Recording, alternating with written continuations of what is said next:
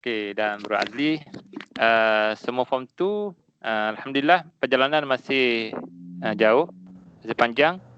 Mudah-mudahan pertemuan kita dalam Usra Online ni terus berkekalan lah kan, sampai bila-bila lah sebagai seorang Muslim.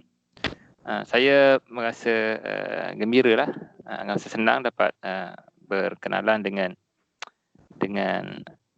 siapa nak sebut adik ke sebut anak ni. Anak-anak pun boleh, adik-adik pun boleh.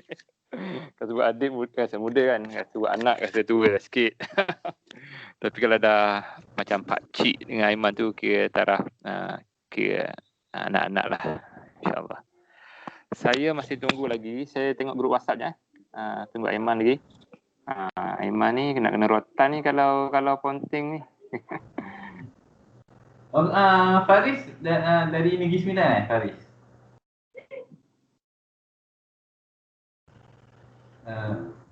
Ada dengar tak? Tak ada orang dengar ni. Hello?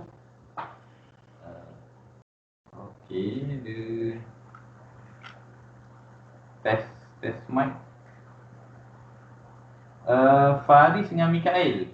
Oh, Mikael di KL lah? Betul. KL kat mana Mikael? Kat Ceras. Oh, Ceras. Tak jauh lah, saya Kajang kan. Oh. Ceras kat mana? Dekat Bandar Sri Permaisuri. Oh, okey. Oh, setakat ni kat Ceras dah berapa lama dah duduk kat Ceras je? Tak keluar-keluar? Tak keluar. Sebelum PKP hari tu ada keluar. Ke mana je kalau PKP masa dah habis PKP ada pergi ke mana-mana ke? Hari tu? Sebelum PKP start balik lah. Tu pergi Langkawi, pergi Kuantan. Berjalan jugalah. Walaupun nak kena. Okey, Faris boleh dengar Faris? Boleh. So Faris di Negeri Sembilan Ya, saya Seremban Negeri Sembilan. Seremban Negeri Sembilan. Di Seremban dekat mana tu lokasi? Saya Senawang, Bandar Senawang. Oh, dekat Senawang. Oh, okey. So macam mana duduk Senawang? Best tak? Okey je. Okey je lah, just nice je lah. Selalu cek pergi bandar Seremban lah. Ke naik Mid Valley.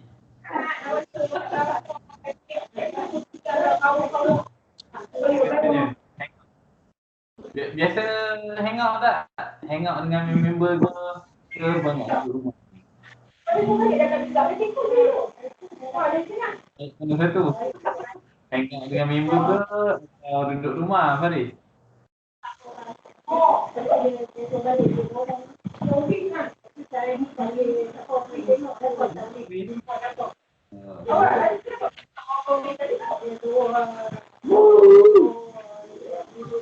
Faris dengar tak?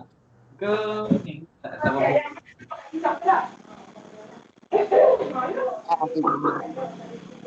Tak apa jelas kan? Ada bunyi lain. Itulah, kita dengar bunyi lain daripada suara Faris. Saya dengar suara Mikael, mungkin sebab dia dekat Ceras je. So dekat sangat So Mikael kalau di Ceras biasa lepak kat mana? Selalu tak saya kalau keluar tak pergi Ceras ni, macam pergi dekat KL lah, dekat sini lah. Ya, biasanya di KL tu lepak kat mana? Mana spot menarik untuk lepak? Berdasarkan Mikael punya experience lah. Kalau kita nak beli barang, nak pergi shopping ke, pergi KLCC lah kot. Boy, shopping KLCC tu dahsyat lah. Ingat pergi downtown je. Oh, KLCC kan cik orang. Okey. Dengan berapa orang adik-beradik Mikael? Saya ada sebab mak ayah saya cerai. Okey. Cerai. Lepas tu dia dah dua-dua ayah saya dah kahwin baru, mak saya dah kahwin baru. Jadi saya dengan mak saya dengan ayah saya ada dua anak. Saya dengan satu adik saya. Tapi ayah saya dia dah ada anak baru dah dua. Mak saya pun ada seorang lah, baby lagi. Ada baby lagi lah. Okey. So jadi kalau Mikael sendiri dengan yang betul-betul adik-beradik kandung lah sama-sama, 2 orang je lah. 2 orang. Je lah. Okey, yang adik Mikael tu umur berapa sekarang? Kan adik ke apa? So adik-adik yang 2 orang tu, Mikael dengan seorang lagi tu, adik ke atau lebih atas daripada Mikael? Lagi sekarang tu adik. Adik. Umur berapa tu dia sekarang? Umur dia 12 kan? 12 tahun ni. 12. So dia tinggal di Ceras jugalah? Dia dengan ayah saya dekat Singapura. Oh, orang Singapura lah ayah. Ayah memang orang Singapura atau bekerja kat sana? Kerja. Oh, kerja. Okey, lama dah tak jumpa dia? Setakat ni? Berapa lama dah? Dah setahun. Tahun jugalah lama. Selalu hubungi lah, selalu ada kontak jugalah. Video call ke? Video call jugalah. Alhamdulillah. Mudah-mudahan hubungan tetap dijaga sebagai bentuk salah satulah perintah Allah SWT untuk kita sentiasa menjaga silaturahim di antara kita sesama sedarah sedaging lah. Faris. Okey, Faris boleh cakap ke? Boleh. Agaknya mungkin line tak berapa clear tadi. Okay, kalau off video mungkin dia lebih cantik lah, lebih lancar. So Faris di Senawang, selalu hangout ke, lepak kat luar ke atau banyak duduk di rumah ke? Mana satu? Kalau selama PKP ni, sebelum ni Seremban, setiap esok kan Seremban akan PKP juga. So before ni ada je keluar rumah macam beli barang situ. Apa ni dah tak takut rasanya. Macam mana? Tak berapa jelas sangat dia punya suara tadi. Biasanya kat sebelum ni ada.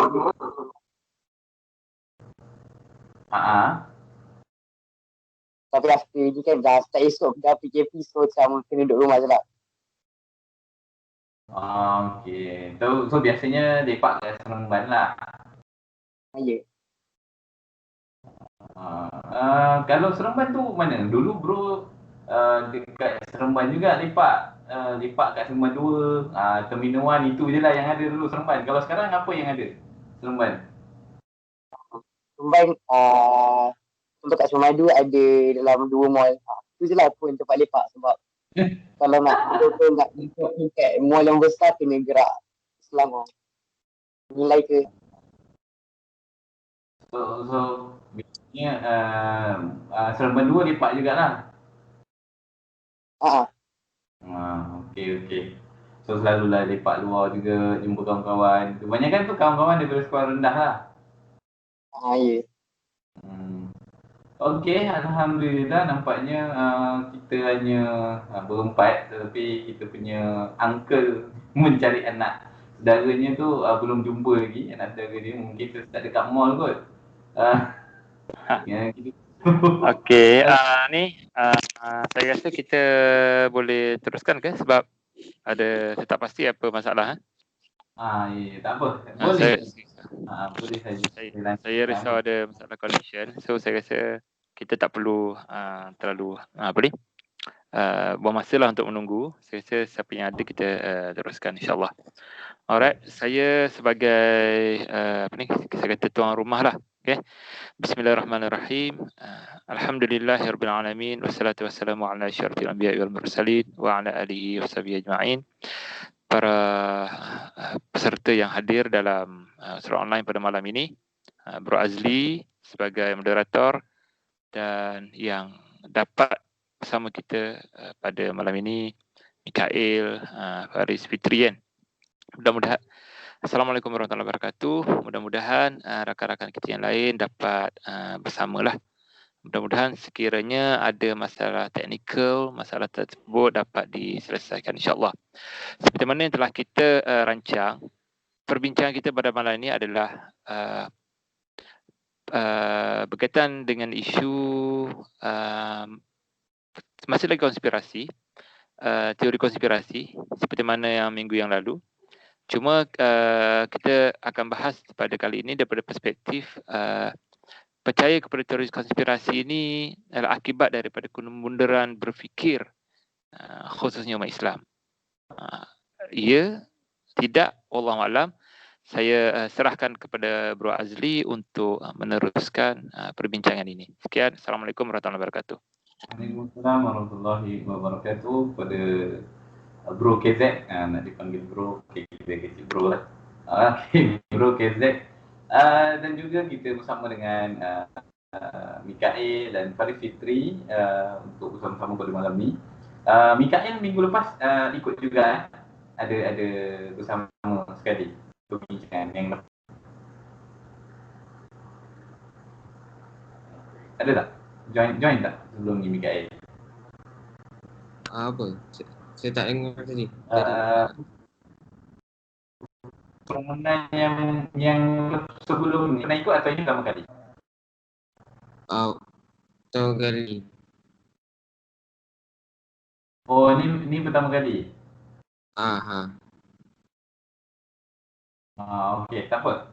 Saya akan recap dulu perbincangan supaya Mikael dan Faris Fitri boleh buat rumusan apa yang dibincangkan, iaitu perbincangan kita pada minggu lepas terkait dengan tajuk COVID-19 dan vaksin, adakah itu sebuah konspirasi? Kurang lebih macam itulah. Adakah seperti mana yang digembar-gemburkan di media sosial, di banyaklah orang-orang yang membawa fahaman atau pandangan bahawa ini adalah teori konspirasi, dan sahabat-sahabat kita dalam surau online termasuk Aiman, kita ada Faris juga minggu lepas yang membahaskan itu, iaitu mereka tak setuju. Okey, sahabat-sahabat surau online kita tak setuju.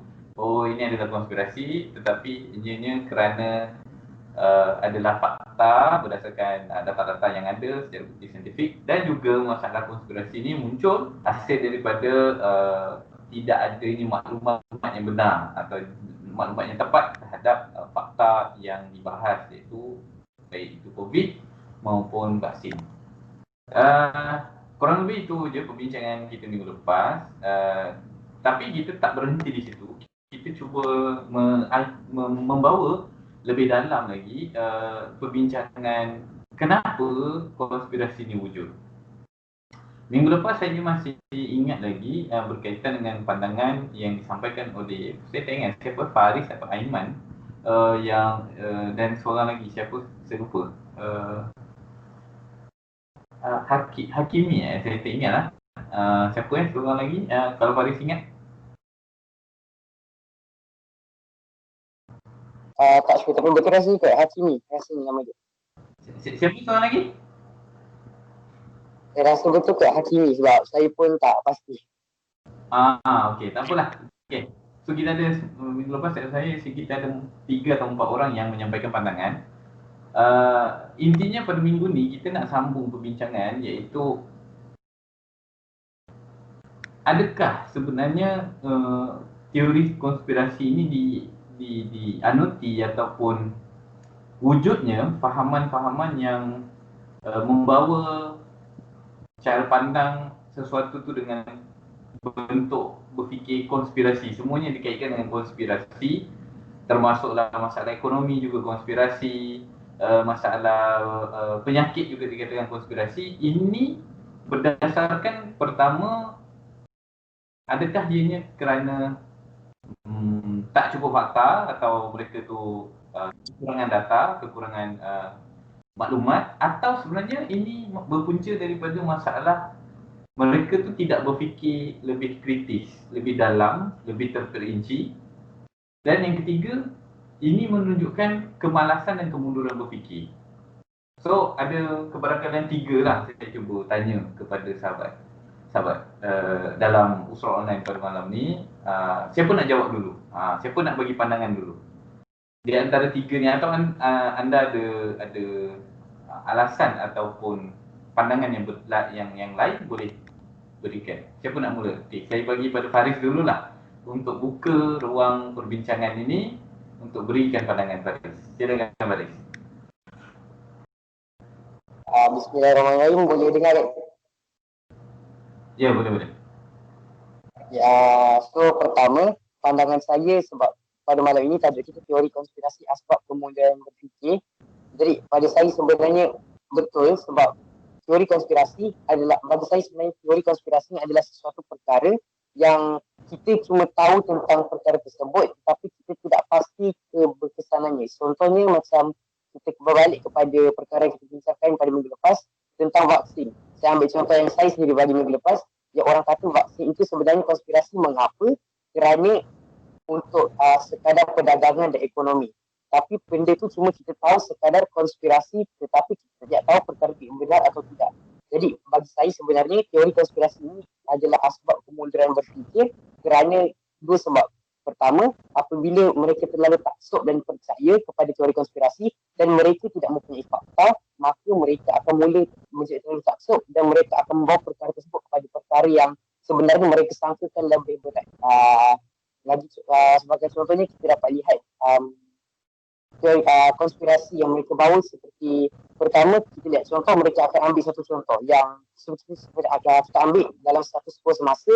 Mereka katakan vaksin itu satu konspirasi. Saya ambil contoh vaksin, mereka katakan vaksin itu suatu konspirasi.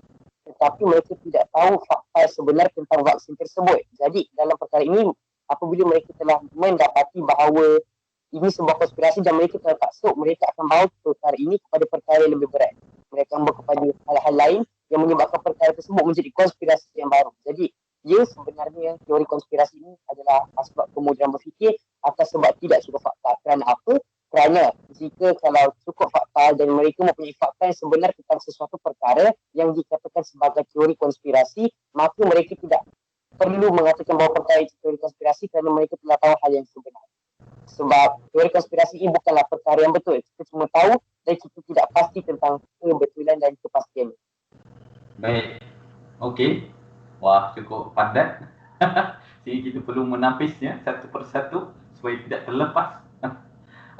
Dan juga mungkin juga network tu tak berapa clear, tapi kita dapat juga tangkap, saya dapat juga beberapa point bahawa yang ringkasan yang nak disampaikan oleh Faris adalah memang benar. Saya akan hold dulu pernyataan Faris, iaitu ada Faris menyatakan satu pandangan, iaitu teori konspirasi adalah asbab daripada kemunduran berfikir. Okey, kita letak dulu satu premis, satu kenyataan ataupun satu kata standard lah kita letakkan. Teori konspirasi asbab kemunduran berfikir, dan juga Faris membawakan alasan seperti mana yang Faris nyatakan tadi, saya setuju, iaitu mereka tak ada fakta, maka mereka cetuskan pandangan-pandangan bahawa merasakan ini adalah konspirasi tertentu. Ini adalah usaha-usaha pihak-pihak tertentu yang mereka tak ada data pasti, tetapi mereka duga atau mereka letakkan kebarangkalian tu kepada pihak-pihak tertentu lah. Setuju Faris seperti itu? Setuju, betul. Okey, baik. Kita akan pergi kepada Mikael untuk bertanya juga kepada Mikael. Tak apa Mikael, ini bukan format formal. Cakap je lah apa Mikael nak cakap. Don't be afraid, this is free. Tak ada orang judge, tak ada pengadil kat sini. This is just to apa kata, kita nak mencambahkan pandangan supaya kita dapat melihat paradigma yang lebih besar. Bukan hanya mungkin kepompong berfikir kita yang kecil ni, kita cuba luaskan.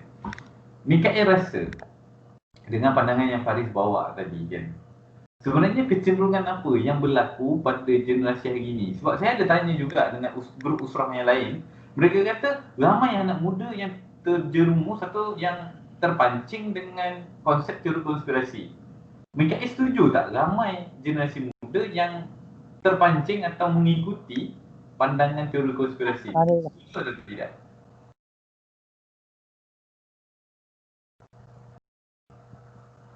Ya. Silakan Mikael.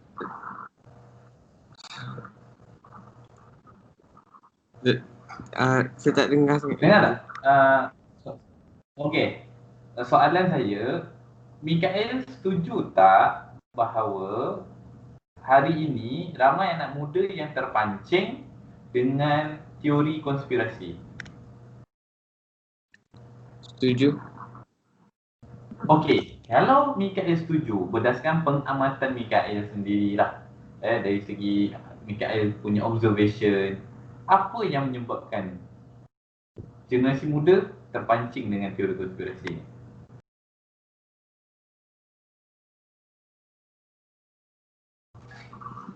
Apa yang sebabkan? Yes.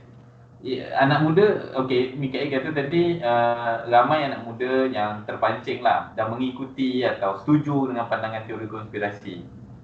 Bagi Mikael, apa sebabnya mereka cenderung kepada teori konspirasi? Silakan pandangan anda, Mikael.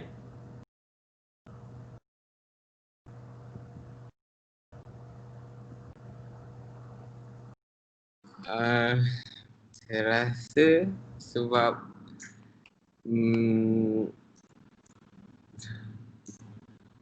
dia macam ni, dia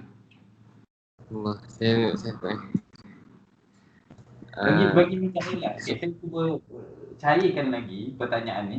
Bagi Mikael, adakah sebab hari ini ramai sangat anak muda sibuk main game dengan media sosial sampai tak berfikir benda lain dan kemudian ada teori konspirasi, dia orang just ikut bulat-bulat. Adakah seperti itu atau bagaimana pandangan Mikael?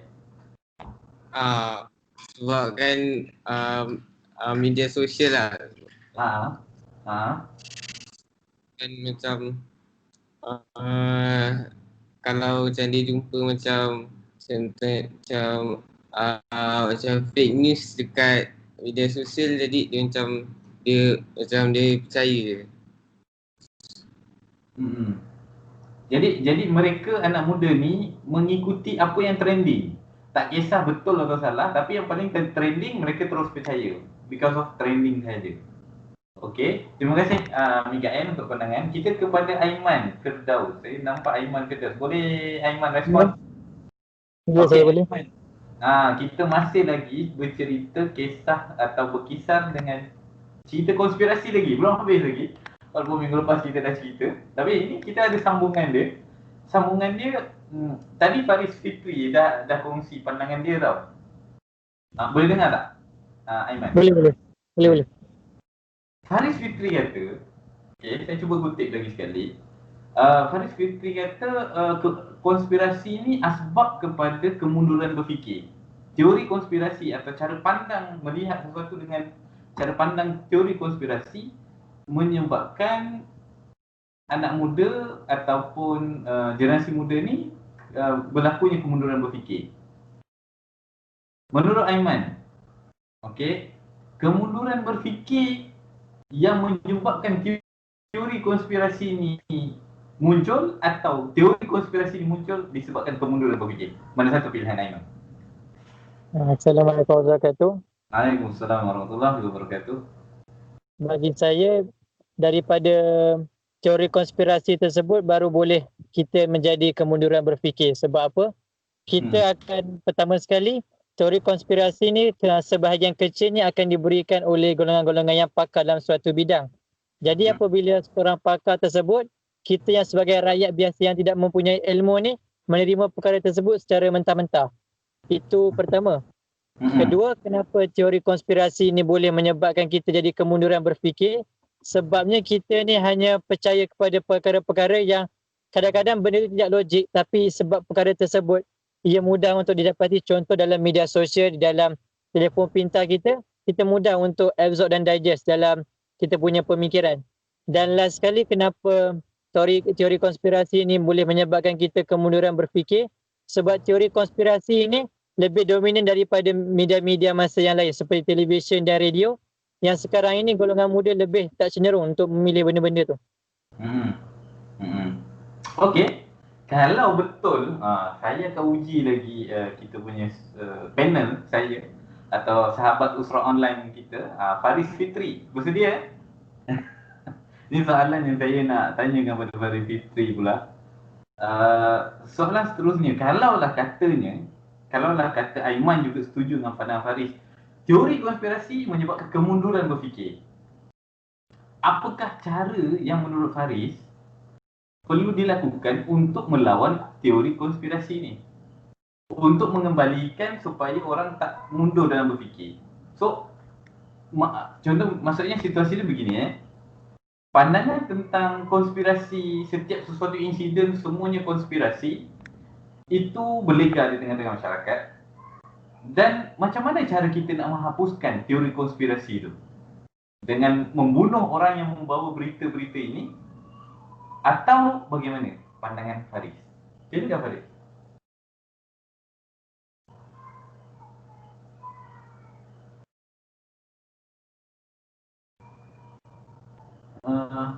Faris, Bismillahirrahmanirrahim.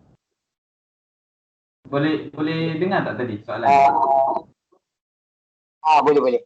Okey, jadi jawapan saya, kita lihat semula seperti saya sebutkan tadi, sebenarnya antara sebab yang menjadikan teori konspirasi ini muncul dan orang-orang di media sosial dan tempat-tempat lain yang mendengar teori konspirasi ini percaya dan menjadikan mereka mundur dalam berfikir adalah sebab mereka kekurangan fakta. Kerana apa saya sebutkan tadi, kita ambil contoh yang sama, vaksin. Mereka banyak mengeluarkan teori konspirasi tentang vaksin ini, tetapi bagaimana cara untuk kita lawannya adalah dengan fakta. Jadi perkara yang sama perlu kita hujahkan semula kepada mereka tentang fakta-fakta yang boleh melawan teori konspirasi tersebut. Contohnya kita lihat dalam media sosial, hari itu saya tak ingat berapa hari bulan, tapi ada satu hari ni seorang Instagramer dan TikTok dia bagi satu fakta tentang vaksin itu sendiri. Sekiranya dia langsung mula hujah seseorang yang menggunakan emosi, dia mengikut sebuah video tetapi menggunakan emosi untuk mengambil hati orang-orang di media sosial yang mengeluarkan banyak teori-teori konspirasi tentang vaksin itu, tetapi ia dilawan semula oleh hujah seorang Instagramer iaitu Iqbal Ahyad yang menggunakan fakta. Jadi bagi saya sebenarnya antara cara untuk kita lawan semula teori konspirasi ini adalah dengan menggunakan fakta yang benar untuk melawan semula teori tersebut. Okey, terima kasih Faris. Okey, Mikael nak boleh terima soalan tak Mikael? Okey. Simple lah, mungkin kita bagi peluang kepada Mikael beri juga kongsi juga pandangan. Kita tak nak bagi saya sebagai moderator untuk kita berkongsi cerita kita pada malam ni, kita cuba raikan adanya Mikael yang sudi bersama kita. Soalan kepada Mikael. Jangan takut Mikael. Okey. Soalan ni bukan soalan SPM Okey. Soalan dia simple je. Menurut Mikael lah, penting atau tidak sebenarnya kita mengubah pandangan masyarakat termasuk generasi muda tu supaya tidak terjebak dalam teori konspirasi. Bagi Mikael penting atau tidak? Ke tak apalah, sukatilah nak teori konspirasi ke, nak fikir fakta ke, sukatilah. Yang penting aku menang game, aku level ranking tinggi, follower banyak, YouTuber view tinggi. So mana satu pandangan Mikael? Silakan.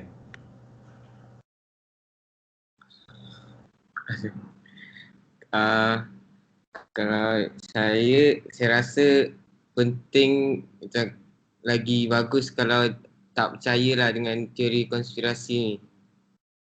Apa sebab yang membawa pandangan tu? Yang membuatkan Mikael berpandangan seperti itu? Apa sebabnya? Satu sebab.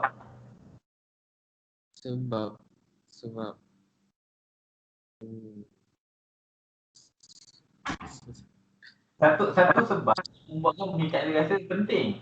Sebab dia membawa keburukan ke, atau dia sebenarnya membawa kepada ketidakpastian ke, atau yang mana satu pandangan Mikael?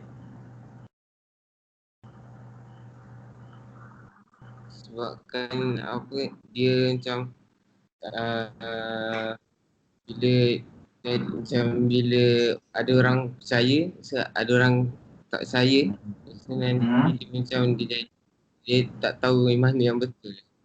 Okey, jadi kalau pada menurut pandangan Mikael, kita buatlah satu pandangan. Biar semua orang ikut satu pandangan. Macam tu Mikael. Jangan ada yang separuh teori konspirasi, satu lagi berdasarkan fakta sains. Maksudnya macam tu ke? Okey, jadi jadi ini bahaya ni. Bagi saya pandangan Mikael ni bahaya. Sebab apa? Kalau dah jadi dominasi atau majoriti berpandangan seperti teori konspirasi, maka yang bawa data dan fakta seperti pandangan Faris terpaksa dibuang. Terpaksa kita buang dia. Mungkin Faris sendiri kita kena buang. Supaya tidak membawa fakta. Supaya semua orang pakai teori konspirasi. Okey. Adakah seperti itu? Kita tanya kepada Aiman. So, Aiman perlu menjawab. Macam mana Aiman? Soalan dia yang berkaitan, boleh ulang sekali soalan? Okey, soalan dia tu, kesimpulan daripada Mikael, supaya semua orang ada satu fakta atau ikut satu pandangan, tak ada terpecah lah di antara dua pandangan, sama ada nak ikut konspirasi ataupun kata ini adalah fakta. So menurut Aiman, macam saya sampaikan tadi, kalau kita biarkan keadaan tu, maka yang bawa data sains tu akan ketinggalan lah, akan minoriti misalnya, maka tak ada value data sains dan semua orang berpandangan seperti teori konspirasi. Menurut Aiman, kalau keadaan ni berlaku macam mana? Kalau keadaan teori konspirasi mendominasi dunia? Ya, lebih mendominasi daripada data fakta sains. Kalau bagi pandangan saya, seandainya golongan-golongan yang mempercayai teori konspirasi ini mendominasi dunia, ia menyebabkan kita tengok pada situasi status quo semasa di mana pandemik COVID-19, di mana adanya teori konspirasi berkaitan vaksin menyebabkan berlakunya golongan-golongan yang tidak mahu untuk mengambil vaksin. Itu pertama. Kedua, seandainya mereka tetap tidak mahu mengambil vaksin, wabak penyakit ini akan terus berebak ke dalam masyarakat kita. Itu daripada aspek pandemik COVID-19.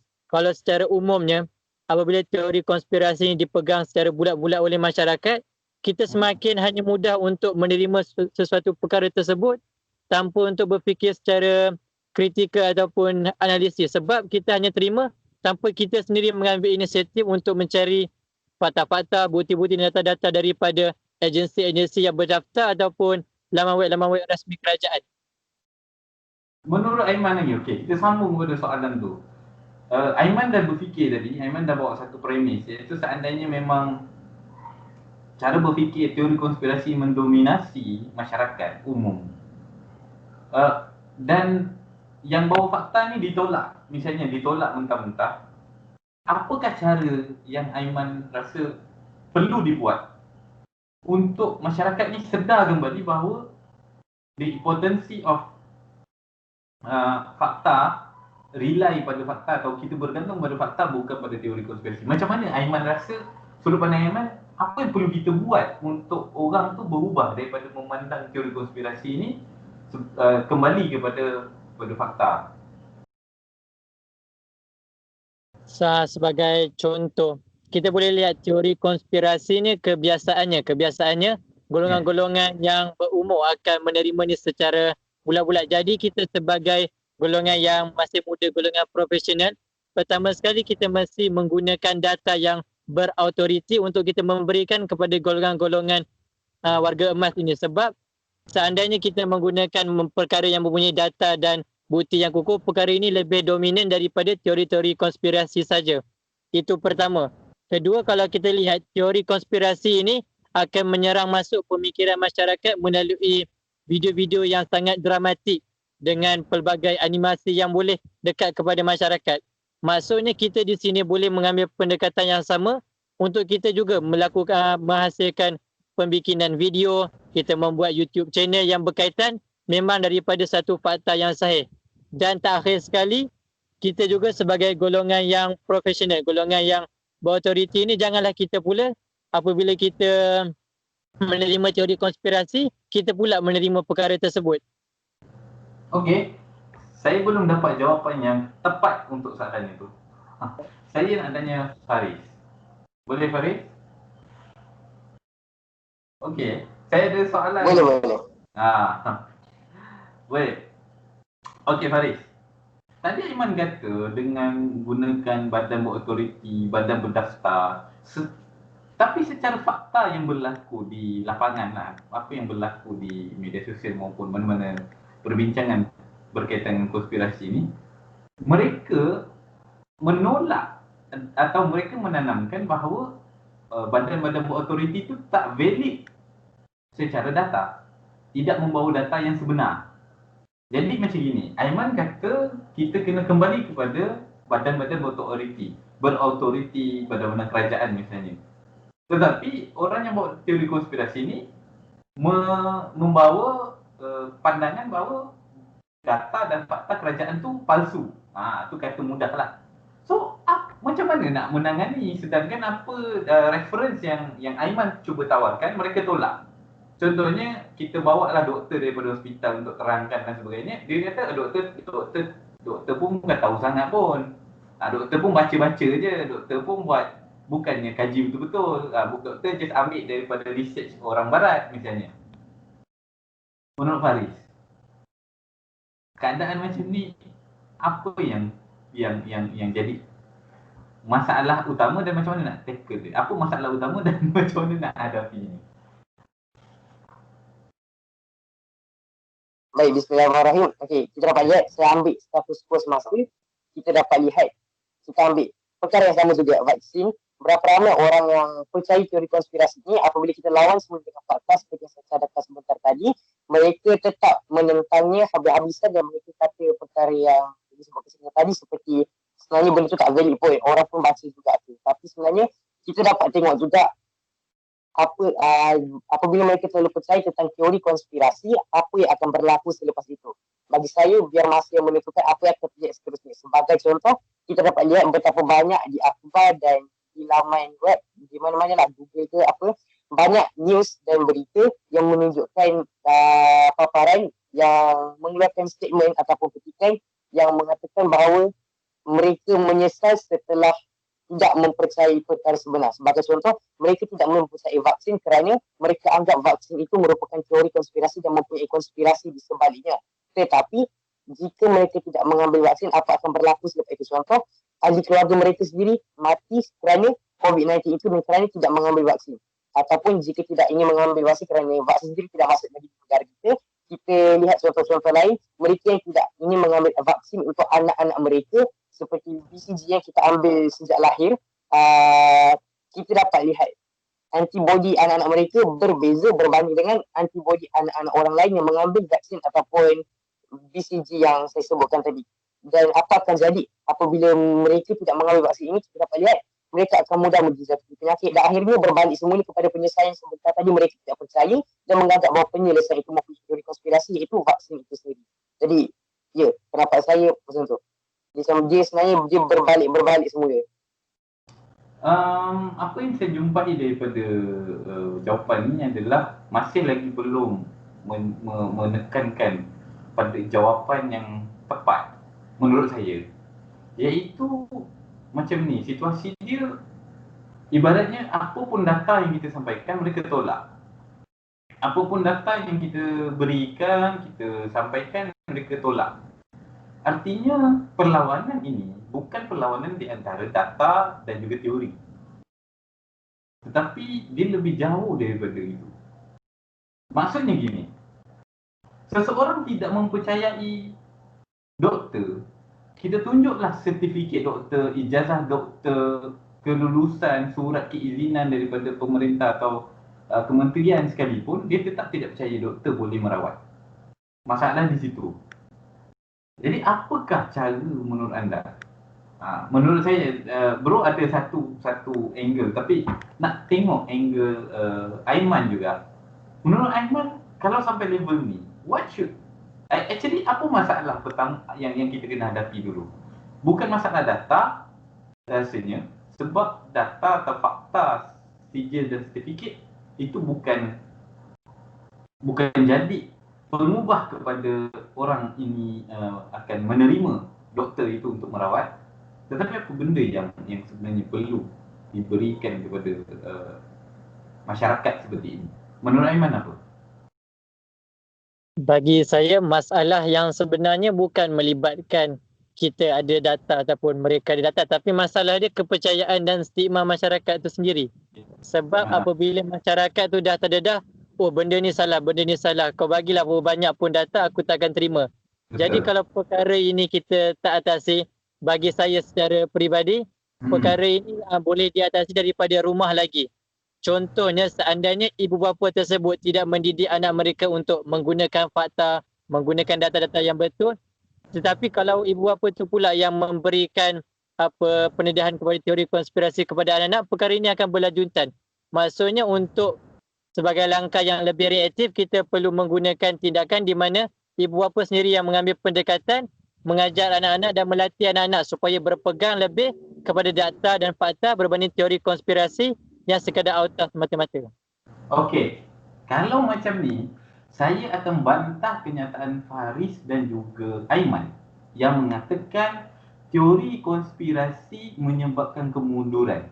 Saya terpaksa bantah. Kerana realitinya, jawapan yang Aiman baru bagi tadi, kemunduran berfikirlah menyebabkan dominasi teori konspirasi. Setuju tak? Kemunduran berfikir, masyarakatlah yang menyebabkan kita mudah menerima teori konspirasi dibanding fakta berdasarkan analisis. Setuju? Setuju. Setuju. It means bukan teori konspirasi menyebabkan kemunduran, tapi kemunduran itu kemunduran berfikir, tapi kemunduran berfikir yang menyebabkan teori konspirasi boleh eksis. Baik, kita tengok kepada fakta sejarah. Okey, baru kita cuba buka sedikit. Pernah tak satu zaman dulu atau satu era dulu dominasi teori konspirasi ni wujud ataupun berlakunya dominasi? Pernah di zaman Eropah, di zaman Dark Ages ataupun zaman gelap Eropah, itu berlakunya teori konspirasi berleluasa di situ. Baik itu masalah ketuhanan maupun masalah perubatan, kesihatan. Ya, ini orang-orang Eropah beragama Kristian meletakkan bahawa penyakit itu datang daripada syaitan. Konspirasi syaitan untuk menyesatkan anak Adam. Jadi segala benda yang ada pada diri seorang manusia yang rosak atau sakit, maka itu datang daripada syaitan. Dan tidak ada kaitan dengan perubatan. Maka pada zaman Eropah, mereka menolak pandangan-pandangan bahawa ini sakit boleh dirawat. Atau semua masalah penyakit itu diserahkan kepada paderi. Ini juga adalah salah satu konsep yang kalau kita lihat hari ini, kadang-kadang dah ada miripnya kan. Sakit je, kita jumpa ustaz. Bukan jumpa doktor dulu, atau bukan jumpa kepada orang yang mahir dalam bidang rawatan, tapi kita jumpa ustaz, atau kita ambil makanan sunnah terus kan. Oh, kalau sakit, saya tak nak makan ubat, saya makan ni. Kita makan habatus sauda 100%. So, tak perlu check, tak perlu nak bimbang kan. Rasulullah jamin. Sedemikianlah contoh. Bukan kita mengenepikan tentang sunnah, makanan-makanan yang berdasarkan sunnah, tetapi kita lihat bahawa sampai satu era pada hari ini dah hampir mirip, sehingga mengenepikan tentang fakta perubatan, fakta-fakta saintifik perubatan, yang mana secara fakta lagi sekali yang membawa ketamadunan Barat menerima perubatan doktor sains moden itu dari Islam. Artinya gini, saya nak tanya pada Faris atau Aiman, mana-mana boleh beri pandangan. Menunjukkan bahawa kemunduran berfikir sedang terjadi di tanah air kita. Dan kemunduran itu kerana orang tidak boleh membezakan bagaimana untuk menilai sesuatu berdasarkan fakta dan analisis yang tepat dibanding hanya dugaan-dugaan. So, sehingga apa kesannya? Kesannya adalah ketika kita bawakan fakta, mereka tolak mentah-mentah kerana mereka rasakan berdasarkan keimanan yang didasari dengan emosi tadi, keimanan kita tak boleh nafikan itu ada berdasarkan keimanan. Kebanyakan yang menolak vaksin ni Muslim juga. Okey, bukannya non-Muslim, Muslim juga. Itu lebih parah. Ataupun lebih kritikal lah untuk kita berfikir. Muslim yang menolak dengan alasan bahawa sunnah, dia beralasan bahawa ini produk daripada orang kafir, ini produk daripada Yahudi dan sebagainya lah yang seumpama dengan itu. Bagaimana Aiman melihat suasana ni? Okey, kita agak deep sikit, agak lebih dalam sikit. Tapi saya minta Aiman untuk beri pandangan. Kemudian Faris pun bolehlah untuk berkongsi. Kalau Mikael nak kongsi, boleh. Pandangan, saya minta dalam situasi ni, apa pandangan masing-masing daripada anda semua? Siapa nak dulu? Okey, saya bagi pada Aiman dulu. Berkaitan tentang apabila masyarakat lebih percaya kepada teori konspirasi. Ya, dan berdasarkan dalil atau berdasarkan sunnah misalnya, dan kemudian dia menolak. Jadi kalau perkara ini berlanjutan kepada masyarakat, perkara dia punya senario dia, impak dia akan memudaratkan bukan setakat diri dia saja, malahan seluruh dunia. Kalau untuk situasi sekarang ni. Baik. Sebabnya Ya, terus.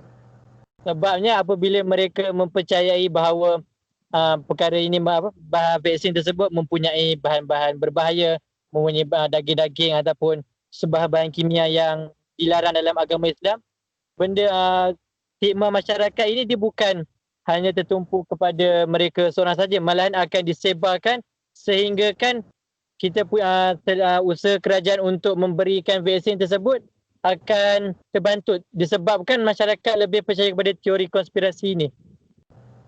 Okey, itu aspek kesan dia. Okey. Saya nak tanya Faris.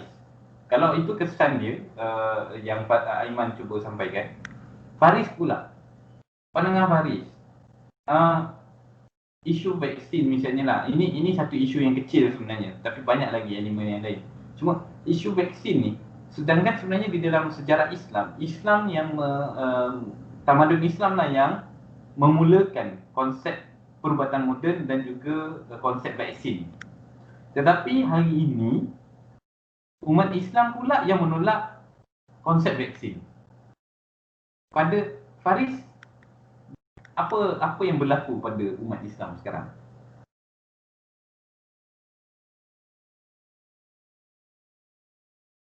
Okey, bagi saya sebenarnya macam betul. Sebenarnya vaksin itu sendiri dan gaya perubatan moden itu di-invent oleh orang Islam sendiri dari tamadun-tamadun lama. Tapi pada hari ini umat Islam sendiri tolak vaksin-vaksin dan cara-cara perubatan itu kerana mereka lebih mempercayai teori konspirasi. Jadi saya berbalik semula kepada tajuk kita, teori konspirasi sebab kemunduran berfikir. Jadi sebenarnya tadi saya cuba faham yang sebenarnya kemunduran berfikir ialah asbab penciptaan teori konspirasi sebenarnya, tapi sebenarnya bagi saya tidak. Dia adalah dua-dua dan dia cuba berputar-putar. Kerana bila adanya kemunduran berfikir, mereka akan mula mencipta teori konspirasi dan mereka sebarkan. Tapi dengan teori konspirasi itu, dia akan menyebabkan kemunduran berfikir apabila mereka telah taksub dan percaya kepada perkara tersebut. Jadi bagi saya inilah perkara yang berlaku di antara umat Islam sama sendiri. Kerana contoh kita ambil vaksin. Vaksin itu sendiri sebenarnya kita tengok dekat Malaysia, lebih banyak golongan Islam yang menolak benda itu sendiri daripada golongan-golongan lain. Tetapi sebenarnya vaksin itu dicipta sendiri oleh orang Islam juga. Jadi keputusan saya sebenarnya sebab perkara ini cuma berulang-ulang yang dia adalah teori konspirasi adalah sebab kemudian berfikir dan kemudian berfikir itu ada, maka terwujudlah teori konspirasi. Jadi itu yang berlaku di antara kita yang menjadikan sebenarnya umat Islam pada hari ini lebih ramai yang menolak vaksin itu sendiri daripada orang lain. Okey. Kalau Faris kata dia vice versa lah, maksudnya saling mendukung. Teori konspirasi menyebabkan kemunduran berfikir dan kemunduran berfikir menyebabkan tersebar luasnya teori konspirasi. Maka seolah-olah tak ada penyelesaian lah. Begitu. Maksudnya kita tak boleh nak cari akar masalah. Faham? Akar masalah tu di mana menurut Faris?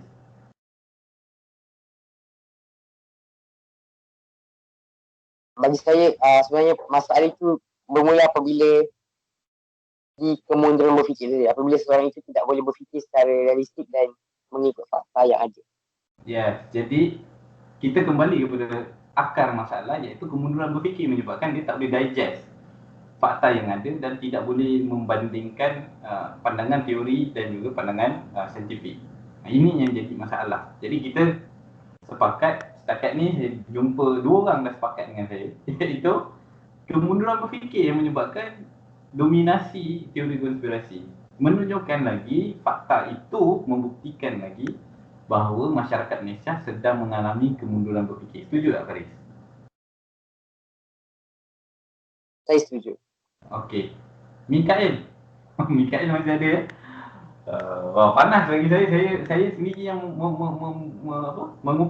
cuba menghubungkan fakta ni pun dah panas dah. Okey, Mikael ada?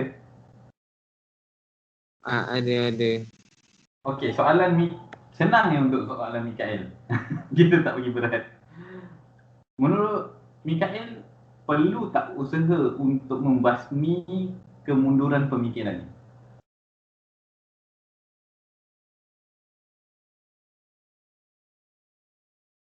Membasmi kemunduran pemikiran.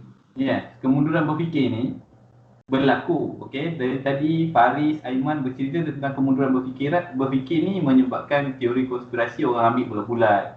Orang tak menilai dulu, orang tak cross check dulu, menyebabkan keadaan sekarang lah orang menolak vaksin dan sebagainya. Menurut Mikael, penting tak atau perlu tak usaha untuk kita mengembalikan atau menghilangkan kemunduran berfikir di tengah-tengah masyarakat sekarang? Perlu. Perlulah.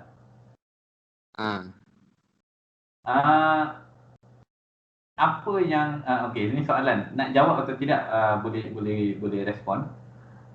Mikael rasa kalau perlu, menurut Mikael sendiri akan terlibat tak dalam usaha mengubah kemunduran berfikir yang ada sekarang?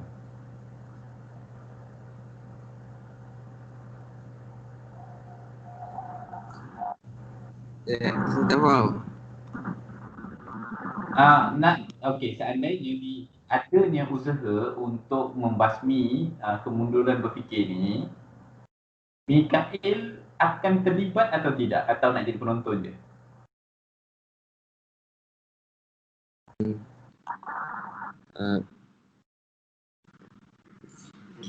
Jadi penonton juga. Okey, tak apa. Kita tak ada masalah. Itu pandangan Mikael. Aiman. Okeylah, saya pun kita pun punya sesi tak terlalu lama dah. Ada beberapa minit je lagi. Aiman, menurut Aiman, seandainya ada usaha atau perlunya usaha apa yang menurut Aiman kena dibuat untuk menghilangkan kemunduran berfikir ni? Apa menurut Aiman? Pertama sekali, kita perlu memberikan pendedahan kepada masyarakat. Di mana selama ini kalau bagi saya kita lihat, usaha-usaha kerajaan lebih tertumpu kepada masyarakat-masyarakat di bandar. Jadi stigma-stigma negatif berkaitan teori konspirasi ini akan lebih dimasuki ataupun dipercayai oleh golongan-golongan di kawasan luar bandar. Maksudnya usaha kerajaan selepas ini perlu memberikan pendedahan dan penerangan yang lebih terperinci kepada golongan-golongan di kawasan luar bandar. Itu pertama. Kedua, usaha yang boleh kita lakukan ialah dengan kita memberikan data-data secara berbentuk animasi ataupun grafik untuk kita menjadikan golongan sasaran yang kedua iaitu golongan kanak-kanak. Kerana golongan kanak-kanak inilah yang akan pada masa hadapan mereka pula yang akan membawa satu stigma pemikiran baru untuk memikirkan menggunakan data-data dan fakta ini. Dan langkah terakhir iaitu golongan sedia ada, kita boleh menggunakan media sosial sebagai satu medium ataupun platform tersendiri untuk kita membasmi masalah kemunduran berfikir ini. Baik, terima kasih. Faris Fitri, soalan terakhir. Menurut Faris, kunci untuk kita membasmi atau melawan kemunduran berfikir ni? Apa kuncinya?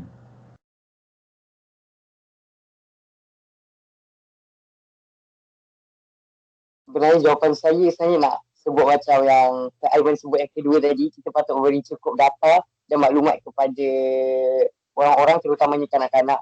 Tapi sebab Aiman dah ambil, so saya rasa tak ada. Bagi saya Okey, tak apa, kiranya kuncinya data dan maklumat lah. Itu kuncinya lah, ya. Okey, kalau begitu sebenarnya saya ada trigger, nak trigger kalau anda semua ingin jawab satu soalan mudah. Ingin tak tahu bagaimana sebenarnya kita memerangi kemunduran berfikir? Nak tak sebenarnya? Nak. Nak, okey, seorang. Nak. Siapa seorang lagi? Mikael, macam mana Mikael? Nak jadi penonton juga ke? Nak tahu lah. Okey, nak tahu.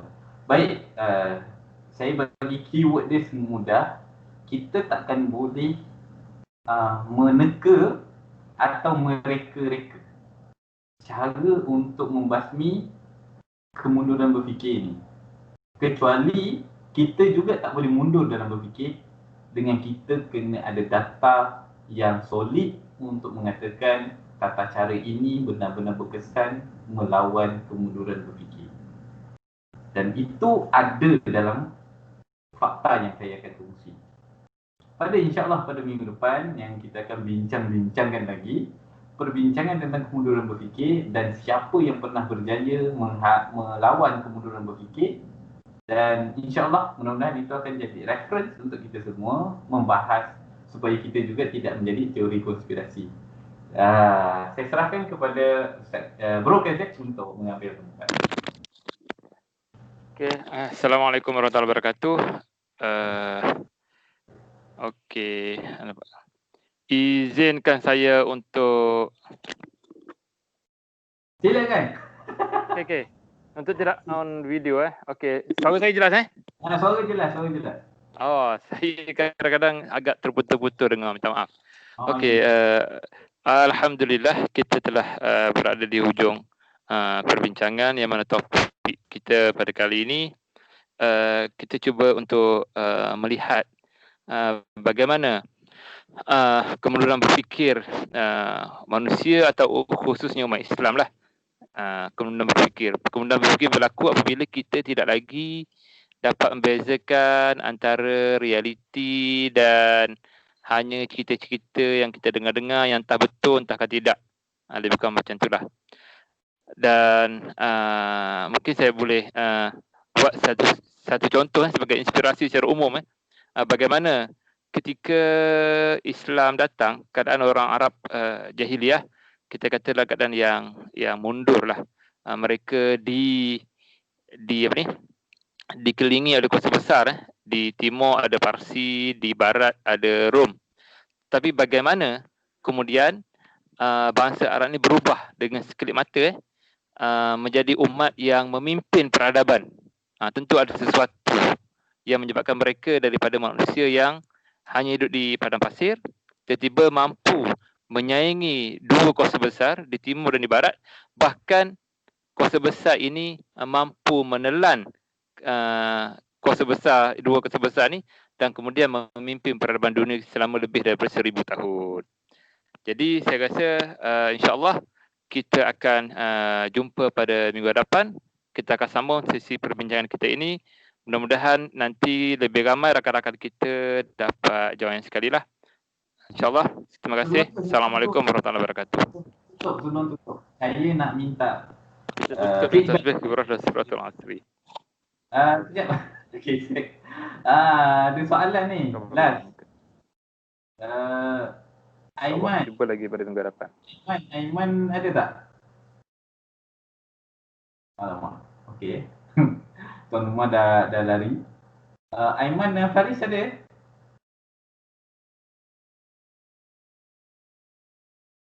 Okay, kalau tak ada, tak apa. kita tutup dulu. Assalamualaikum warahmatullahi wabarakatuh.